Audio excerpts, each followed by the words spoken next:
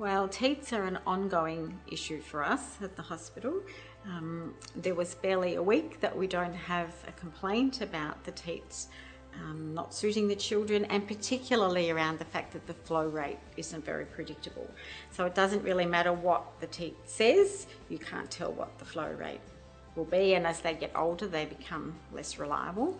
I thought the solution would be very simple, that we just get another material and get somebody who could make the teats deliver the right volume, and that it was really a technical problem. I don't think when we started off we imagined that we would be redesigning a whole feeding system. So I thought it was possible, but I had no idea really about the complexity of APS Innovations are a product design and development firm. We're based out in Ferntree Gully, which is in Melbourne's east. We've been around since 1986 and we've done work in most industries, but we're particularly well known for the healthcare sector.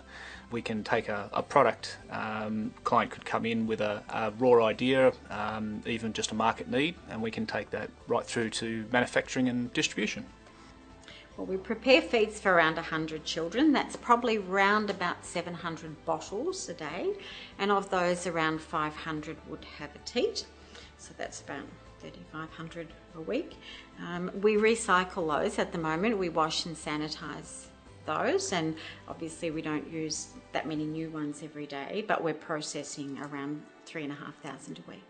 What we discovered was there were a lot of other reasons that the system didn't work very well, including things like babies needing to stop and take breath and so on. So things being a system coming up that enabled the baby to suck without having to stop and draw breath has been a new thing, and in fact developing a whole new system for putting that teat and bottle package together. What we all found surprising was the lack of research that had gone into baby teats over the years. Both the children's and ourselves looked into the literature, and there wasn't a lot that had been found in the past. And so we had to blaze our own way in some respects. We used the resources of the children's and their CAT scans and the speech pathologists to come up with, we came up with a geometry or a new form of teat which is asymmetrical in nature but better suited to the anatomy of the child. We did a lot of physical experimentation with the teat and other teats that are on the market to see how they performed relative to each other. We did this in the lab back at work just to and measured the physical characteristics of the teat. And what we found that the physical measurements that we did correlated with the experiences that the children's were reporting to us. And so we were confident, having found, being able to measure the problem that they had, that we were able to overcome that. This project has changed things for APS in that a lot of our customers will cherry pick our services and they'll take things in a staged approach.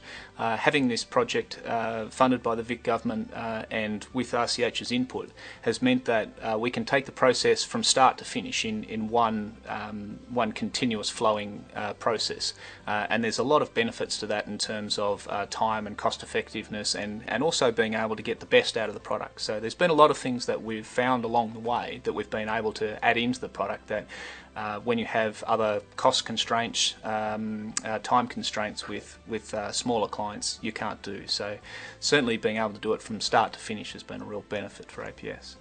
I think we're also hoping that it puts a highlight on the good work that can be done in Victoria, and that manufacturing work in particular. Manufacturing is evolving in Victoria, but it's by no means dead. We can still manufacture things cost effectively in Australia when designed and developed to suit our industry and our capabilities here.